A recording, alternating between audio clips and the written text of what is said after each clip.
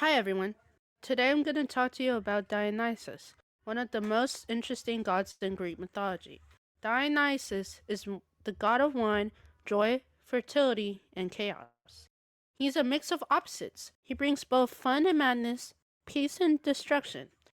In this presentation, I'll tell you about his background, what he stands for, his symbols, his role in Greek culture, and how he compares to other gods like Apollo. Dionysus has a really unique story. He became known around 1300 BC, and he's the son of Zeus, the king of the gods, and a mortal woman named Semele. There's a weird story about his birth. When Semele died, Zeus saved Dionysus by sewing him into his thigh until the baby was ready to be born. So, yes, Dionysus was technically born from Zeus's leg.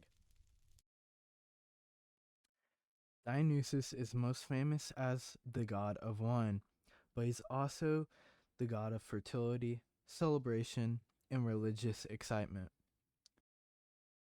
People believed that drinking wine could connect them to the gods, and Dionysus was the one that made that possible. He's often shown with grapevines, a cup of wine, and a thyrusis, a stick wrapped in ivy with a pine cone on the top. He's also surrounded by wildflowers like the Menaids, women who danced wildly in his honor, and satyrs who were part human and part goat. So Dionysus isn't just a party god. He represents deeper things like nature, freedom, and transformation. One of the most interesting things about Dionysus is that he shows two sides of life. He brings both joy and chaos. On the happy side, Dionysus gives people fun, dancing, music, and love.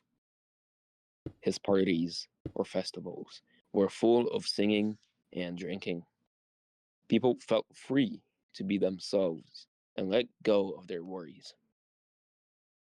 But he also has a darker side. When people didn't respect him, he could become very dangerous. In one myth, a king named Pentheus refused to honor Dionysus.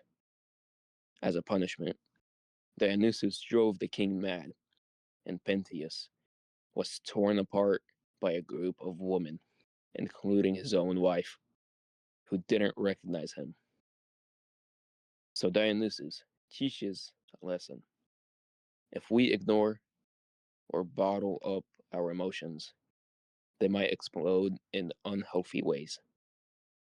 The Greeks saw Dionysus as a symbol of how powerful our feelings can be, for better or worse.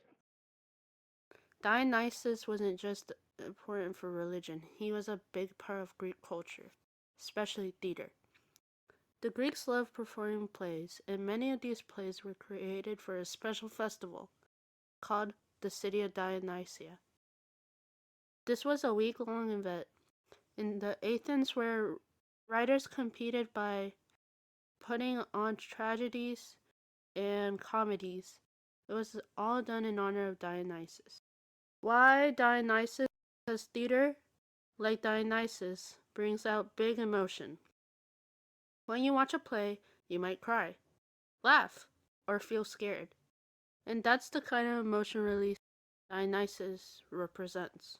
Some of the most famous playwrights, like Sophocles and Euripides,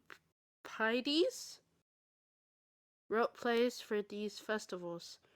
People from all over the city came to watch. They believed that by watching these plays, they were not just being entertained, they were becoming better, more thoughtful people.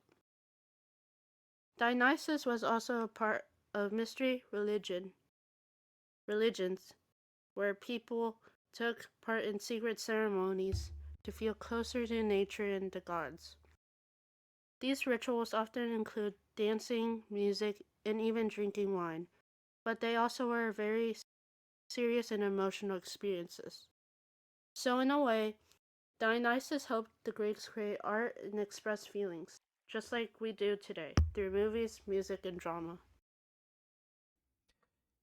To really understand Dionysus, it helps to look at how he compares to another god, Apollo. Apollo is a god of logic, reason, order, and the sun. Dionysus is a god of emotion, instinct, freedom, and the wild. They are the complete opposites, but both are important. Think of it this way: Apollo is your calm, thoughtful side, and Dionysus is your creative, passionate side. You need both in life. If you only follow reason, you might become cold and closed off. But if you only follow emotion, you might lose control. The Greeks believed the best kind of life balances both gods, thinking and feeling. In art, this balance creates beauty. In life, it helps us make smart choices while still feeling joy and freedom. So, what can we learn from Dionysus? Dionysus is a god of many sides. He represents life, emotions, art, chaos, and joy. He teaches us that it's okay to feel deeply, but we need to balance our emotions with self control. He helped shape Greek culture, religion, and theater, and his influence is still felt in the arts and psychology today. By understanding Dionysus, we understand something important about being human, that it's okay to be complex. Life isn't just about being logical, or it's also about letting go, feeling deeply, and enjoying the world. Thank you for listening.